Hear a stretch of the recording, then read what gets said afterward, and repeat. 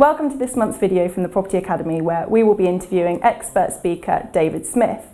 David has experience working with various size businesses across different sectors and has been doing so for 35 years, 15 of which has been spent at Asda, during the massive turnaround from near bankruptcy to a profitable award-winning business that it is today.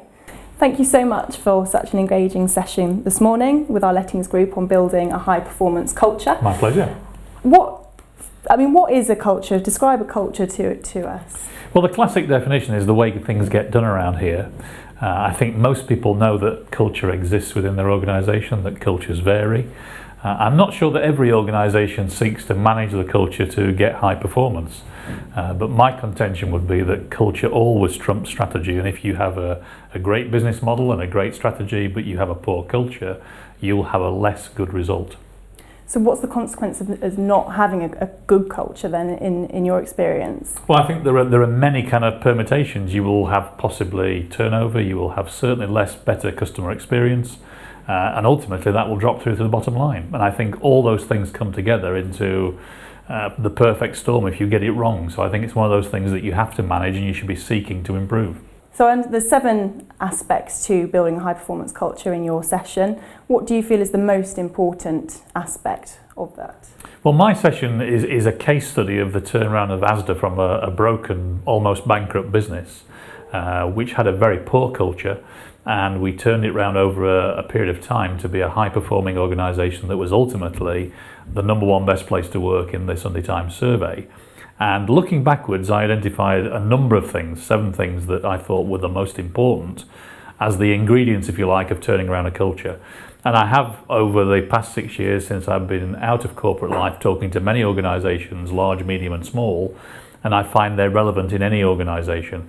And I think the most important of all of those 7 things in terms of building a high performance culture is who you hire, because the calibre of people that you hire in an organisation is an immediate reference to what's the latest person, what's the latest view that management have of a good person. And if people react well to your hiring and they go, wow, that person's fantastic, I think that has an effect on certainly their performance as an individual, but it affects everybody because people are reassured that leadership knows what they're doing, they're hiring the right people, and everybody's performance is lifted.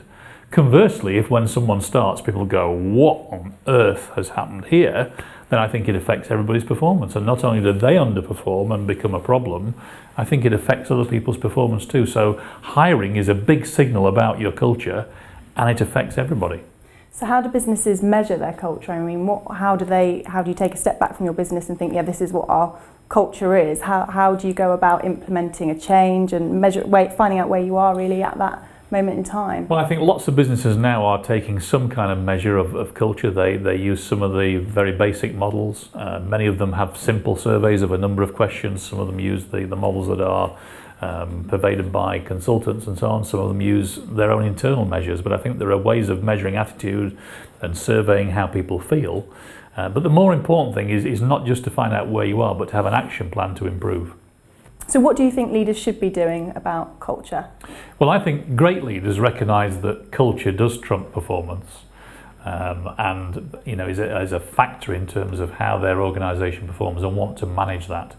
And therefore, I think the wise leader wants to have a strategy that says, where am I? What are my measures saying? How are my people feeling? And therefore, what do I need to do about it? So this kind of session is a session where leaders find out what the main ingredients of the cake are so that they can apply that in their own organisation.